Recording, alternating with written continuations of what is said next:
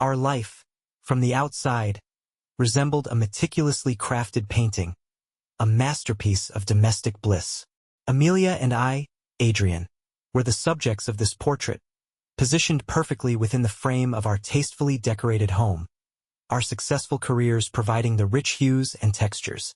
Our social circle, a collection of equally fortunate couples, served as the ornate frame, adding to the overall impression of a life well lived.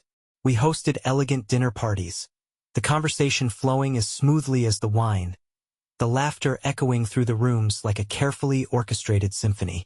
Weekends were spent at art galleries, or attending concerts, or perhaps a spontaneous trip to the coast.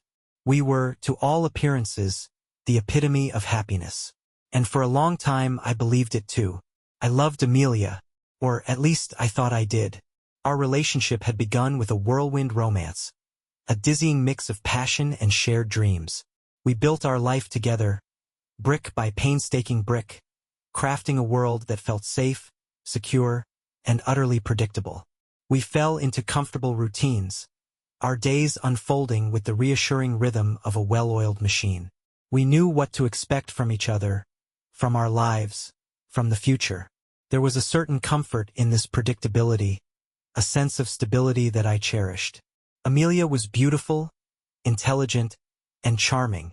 She had a way of lighting up a room with her presence, her laughter infectious, her smile captivating. She was the perfect hostess, effortlessly gracious, always knowing the right thing to say. She was admired by our friends, envied by other women, and adored by me, or so I thought. Our life was a gilded cage, beautiful on the outside, but perhaps, I now suspect, a prison in its own way. We were so busy maintaining the illusion of perfection that we failed to notice the cracks that were beginning to appear in the foundation of our happiness. We were so focused on the painting that we missed the subtle shifts in the light, the imperceptible changes in the landscape. We were so caught up in the performance of our lives that we forgot to truly live them. The first crack, so subtle I almost missed it, was a shift in Amelia. Not a dramatic transformation, but a gradual, almost imperceptible change.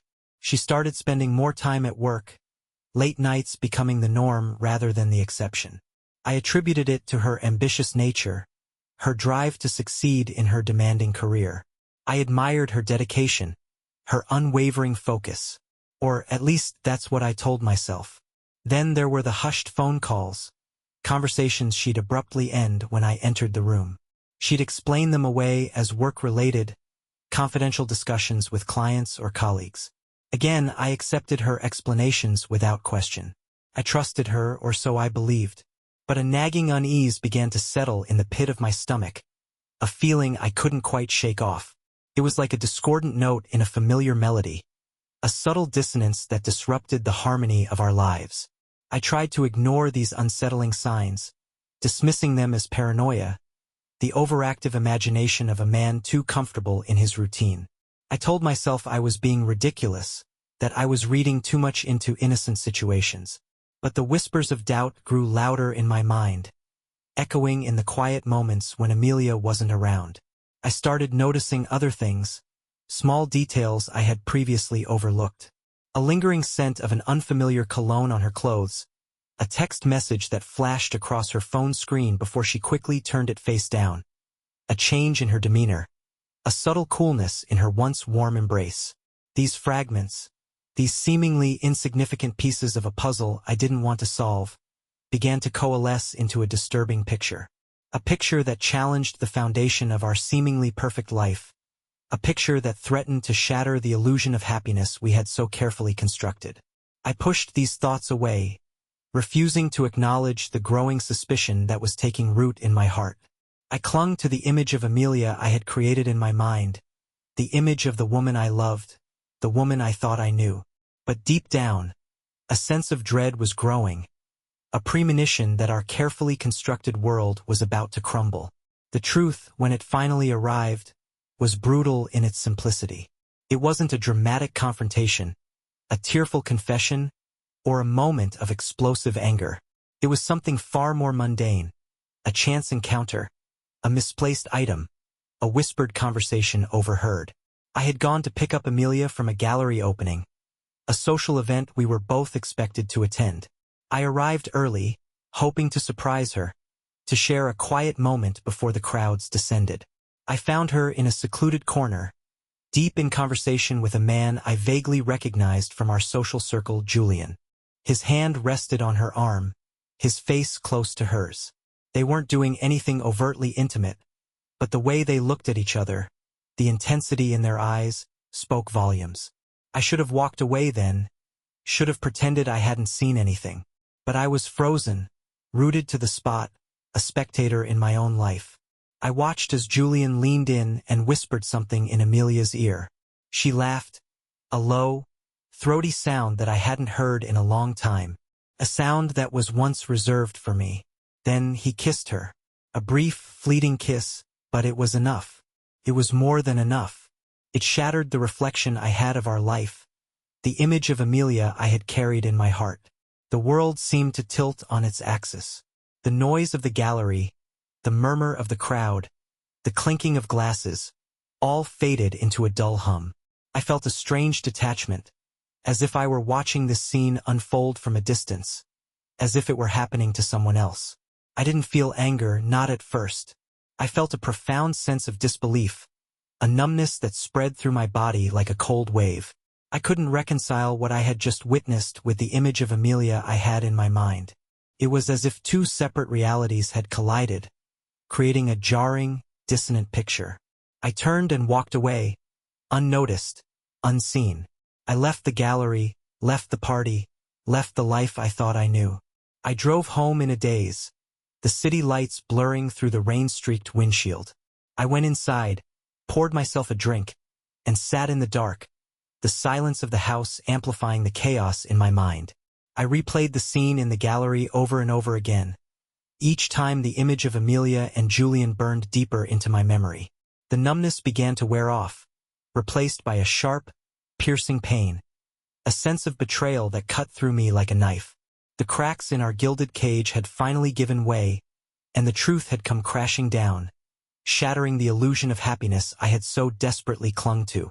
The immediate aftermath was a blur of disbelief, confusion, and a gnawing sense of hurt. Sleep offered no respite, my nights haunted by the image of Amelia and Julian, their whispered secrets echoing in the silence of my bedroom. Each morning brought a fresh wave of pain, the reality of her betrayal hitting me anew. I moved through my days in a fog, going through the motions of my routine, but feeling disconnected from everything, as if I were observing my own life from a distance. I knew I couldn't continue like this. I couldn't pretend that everything was fine, that I hadn't seen what I had seen. But I also knew I wasn't ready to confront Amelia, to unleash the storm of emotions raging inside me.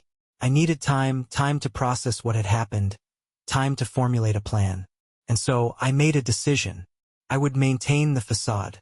I would pretend that I knew nothing. I would wear the mask of normalcy, even as my world crumbled around me.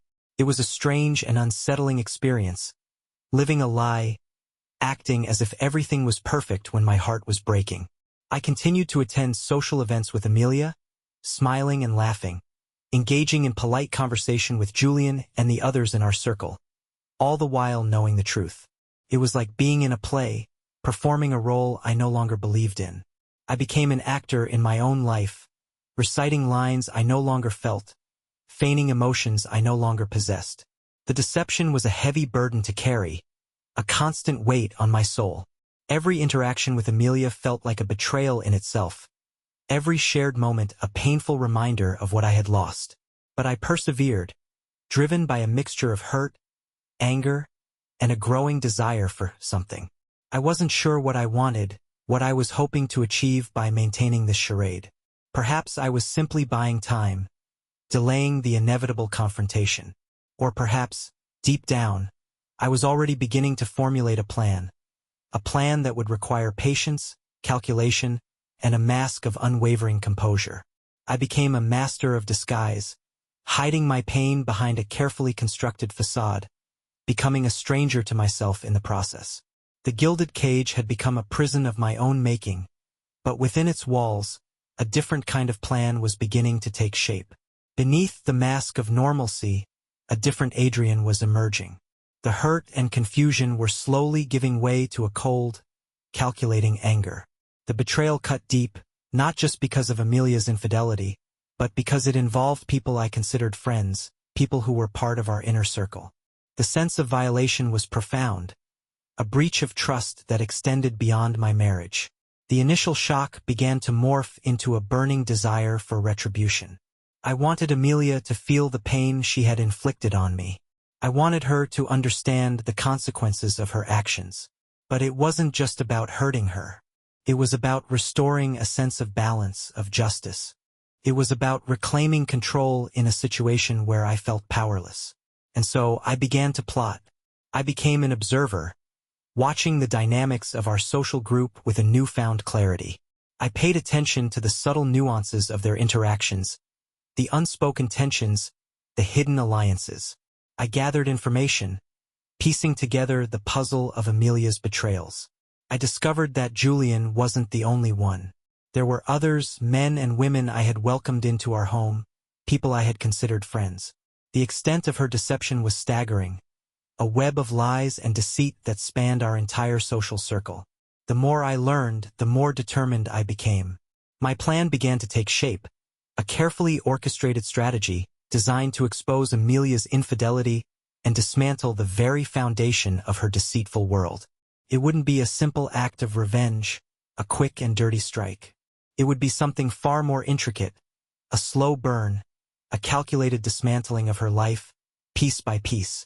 I started small, planting seeds of doubt, subtly manipulating conversations, creating wedges between Amelia and her lovers. I played on their insecurities, their vulnerabilities, their hidden desires. I became a puppeteer, pulling strings, orchestrating events from the shadows. It was a dangerous game, one that required patience, precision, and a ruthless detachment. The Adrian who was emerging was a stranger to me, a man I barely recognized. But there was a certain exhilaration in this transformation, a sense of power that came from manipulating the lives of those who had wronged me. The gilded cage had become a battleground, and I was the architect of my own revenge. My first target was Julian. He was the most obvious choice, the one whose affair with Amelia was the most blatant. He was also, I observed, deeply insecure, his arrogance a thin veneer masking a fragile ego. I began by subtly undermining his confidence, planting seeds of doubt about Amelia's loyalty. I would casually mention seeing her with other men, or drop hints about her past relationships. I would praise his accomplishments in front of others, only to follow it up with a backhanded compliment, subtly questioning his abilities. It was a delicate dance, a game of manipulation that required careful calibration. I had to be subtle to avoid arousing suspicion. I had to appear supportive, even friendly, while subtly chipping away at his self-esteem. It was a slow process, but I could see the cracks beginning to appear in his facade. He became more possessive of Amelia, more jealous of her attention. Their arguments became more frequent, their public displays of affection more strained. My next move was to target Amelia's other lovers, one by one. Each one had their own weaknesses, their own vulnerabilities. I exploited them all, playing on their fears, their insecurities, their hidden desires. I would create situations where they would see Amelia with someone else, or overhear conversations that would cast doubt on her fidelity. I would anonymously send them messages, hinting at her betrayals, fueling their suspicions. The effect was like a domino effect, one relationship after another beginning to crumble. The once close-knit group was slowly fracturing, the bonds of friendship strained by suspicion and distrust. Amelia, oblivious to my machinations, attributed the growing tension to stress, to work pressures, to anything but the truth.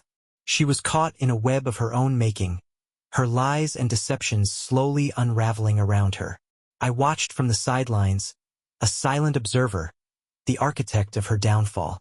There was a perverse satisfaction in seeing my plan unfold, in witnessing the consequences of her actions. But there was also a growing sense of unease, a realization that the path I had chosen was a dark and dangerous one. The Adrian who was emerging from the ashes of betrayal was a man I barely recognized. A man capable of cold, calculated manipulation. The gilded cage had become a battleground, and I was both the architect and the prisoner of my own revenge. The atmosphere within our social circle grew increasingly toxic.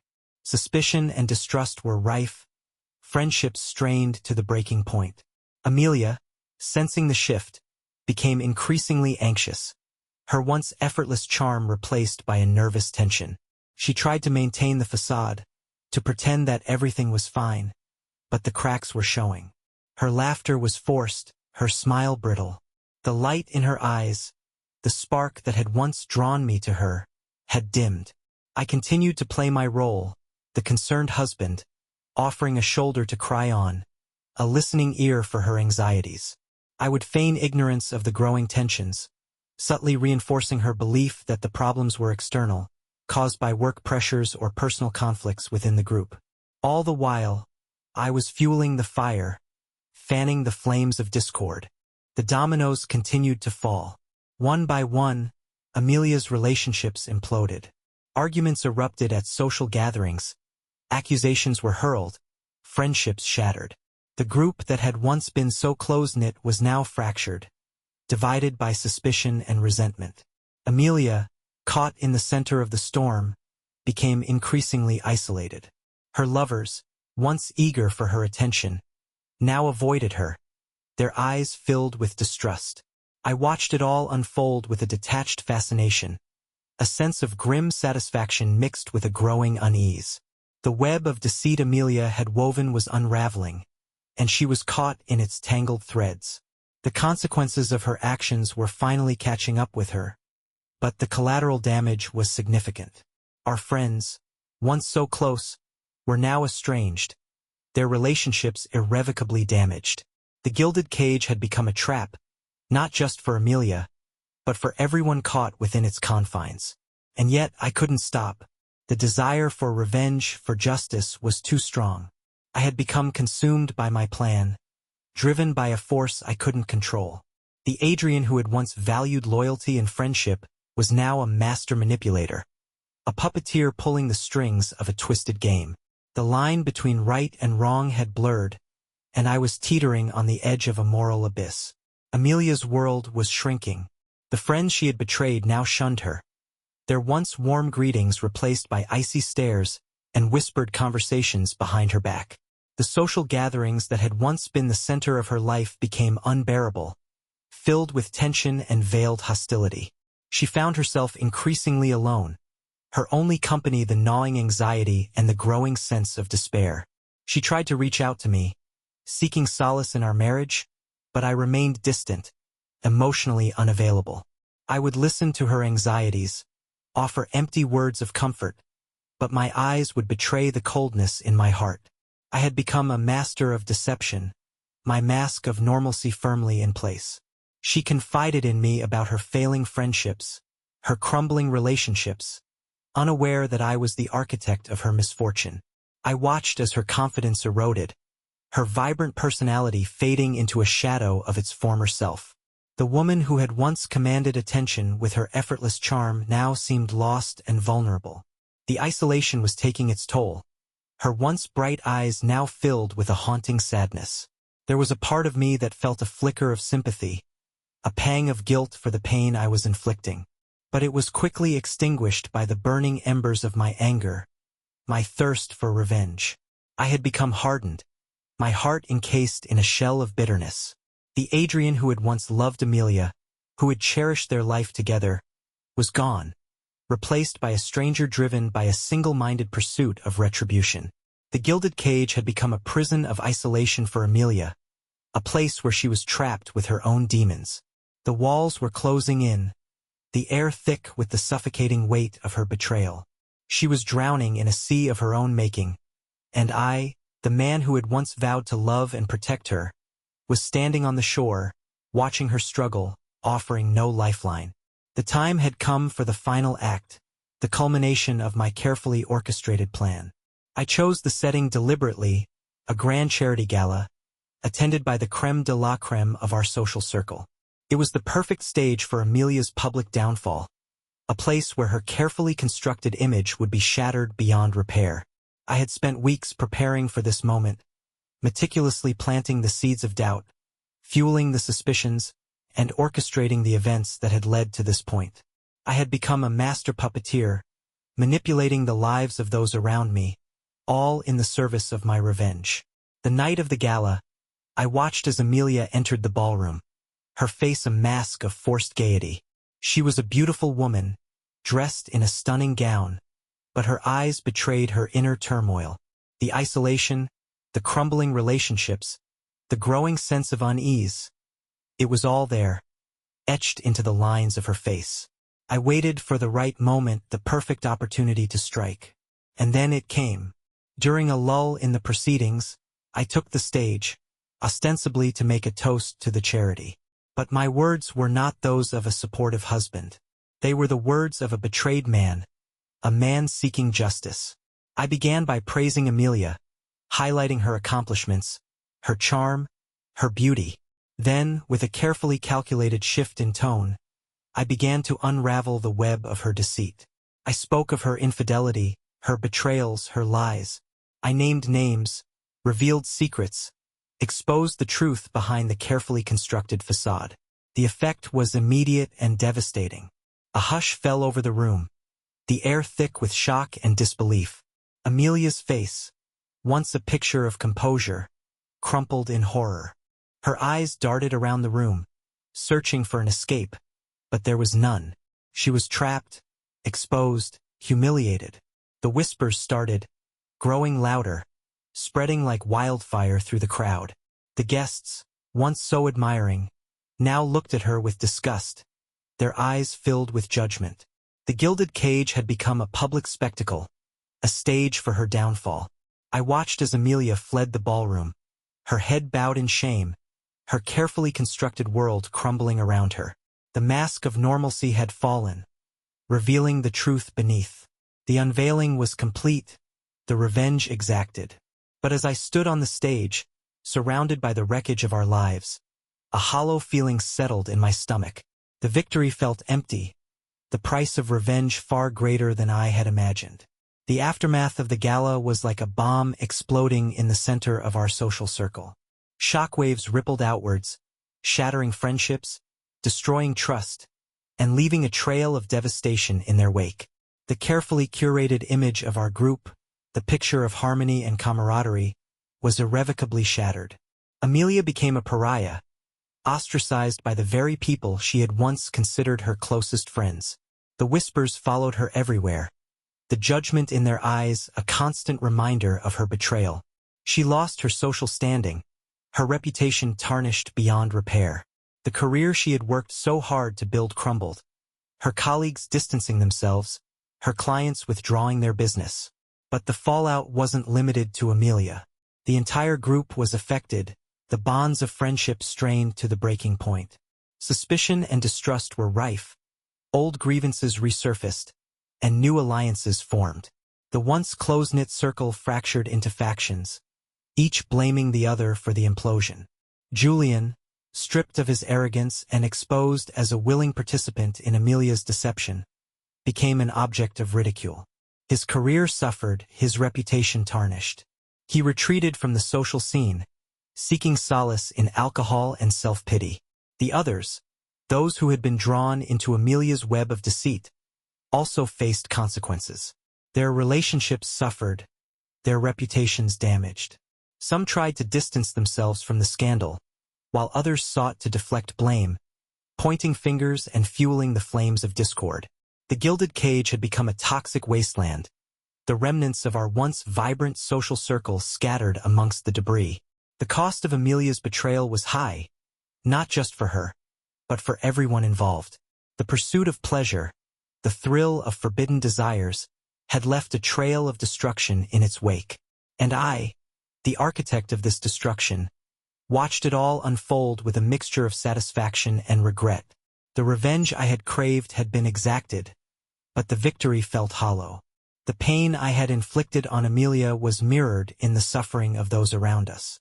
The gilded cage had become a prison for us all, a testament to the destructive power of betrayal and the unintended consequences of revenge.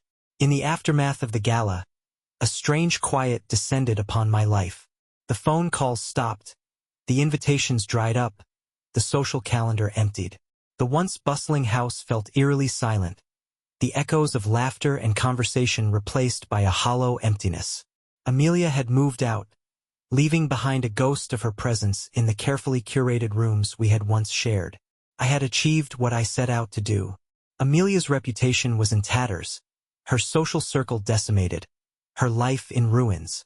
The web of deceit she had woven had been exposed, the consequences of her actions laid bare for all to see. Yet, the satisfaction I had anticipated was elusive. Instead, I felt a profound sense of emptiness, a hollowness that gnawed at my soul. The victory felt Pyrrhic. In my quest for revenge, I had destroyed not only Amelia's life but also the world we had built together. The friends we had shared, the laughter we had enjoyed, the memories we had created all gone, swept away by the tide of betrayal and retribution. I found myself wandering through the empty rooms of our house, haunted by the ghosts of our past. The carefully chosen furniture, the artwork on the walls, the photographs on the mantelpiece, each object a reminder of a life that was no more. I would sit in the silence, listening to the ticking of the clock, the only sound in the vast emptiness. Sleep offered no escape. My nights were plagued by nightmares, visions of Amelia's tear-stained face, the accusing eyes of our former friends, the wreckage of our shattered lives. I would wake up in a cold sweat, the weight of my actions pressing down on me. The Adrian who had once been so sure of himself, so confident in his plan, was now lost in a sea of doubt and regret. The mask of normalcy had fallen, revealing the wounded man beneath. The gilded cage had become a tomb, a monument to the destructive power of revenge. I had won the battle but lost the war. The price of victory was my own happiness, my own peace of mind. The silence of the house became unbearable. Every creak, every rustle, every whisper of the wind seemed to carry the echoes of the past, the ghosts of what was and what could have been. I knew I couldn't stay there, surrounded by the remnants of a life that no longer existed. I needed to confront the ghost of Amelia, not the woman she had become, but the woman I had loved, the woman I thought I knew. I found her in a small apartment, a stark contrast to the opulent home we had once shared. It was a humble space, sparsely furnished, a reflection of her diminished circumstances. She looked different, older, her once vibrant beauty dulled by the weight of her experiences. The light in her eyes, the spark that had once captivated me, was almost extinguished. She was surprised to see me, her expression a mixture of fear and resentment. She didn't speak, just stared at me, her eyes filled with a pain that mirrored my own. I didn't know what to say, how to bridge the chasm that had opened between us. I sat down across from her, the silence stretching between us like a taut wire. Finally, I spoke, my voice barely a whisper. "I came to see you," I said, the words sounding hollow even to my own ears. She nodded, her gaze fixed on the floor. "I know why you're here," she said, her voice flat, devoid of emotion. "You came to gloat." "No," I replied, the word catching in my throat. "I didn't come to gloat. Came to... I don't know why I came." We sat in silence for a long time, the unspoken words hanging heavy in the air. Finally, she looked up at me, her eyes filled with a weariness that went beyond the events of the past few months. "What do you want, Adrian?" she asked, her voice barely audible. I didn't have an answer. I didn't know what I wanted. I had achieved my revenge, but the victory felt empty, meaningless. I had destroyed her life, but in doing so, I had also destroyed a part of myself. I had become the very thing I despised, a man consumed by anger and bitterness. "I wanted to understand," I said finally, the words tumbling out in a rush. "I wanted to understand why." She looked at me, her eyes filled with a mixture of pity and contempt. "Do you really think you can understand?" she asked. "Do you think you can comprehend the choices I made, the things I did?" I shook my head, unable to speak.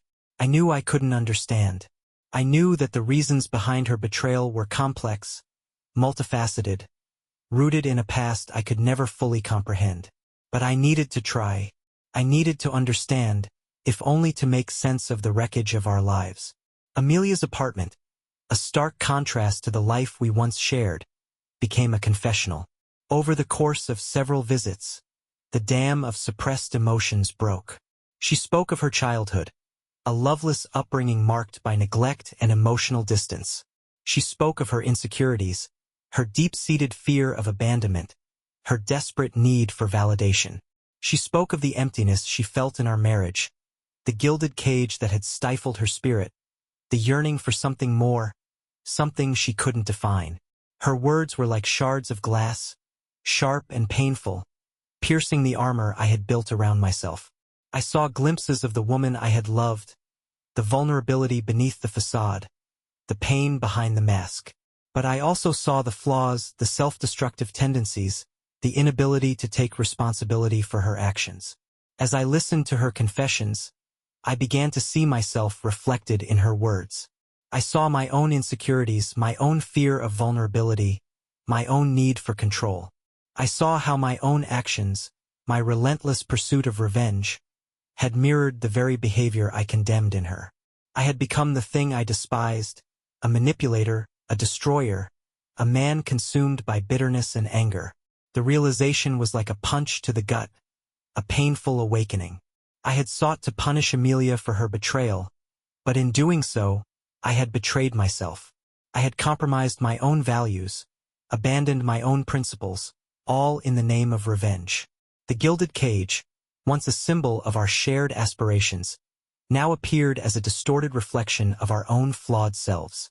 The cracks in its facade were not just the result of Amelia's infidelity, but also the manifestation of our own internal struggles, our own inability to connect, to communicate, to truly see each other. We were two broken people, trapped in a cycle of hurt and betrayal, each seeking solace in the arms of others, each inflicting pain in a desperate attempt to fill the void within. The pursuit of happiness had led us down a path of destruction, leaving us both wounded, scarred, and irrevocably changed. The confrontation with Amelia was not just a confrontation with her past, but also a confrontation with my own. It was a painful but necessary step in the process of healing, a recognition of the shared responsibility for the demise of our marriage, the shattering of our dreams.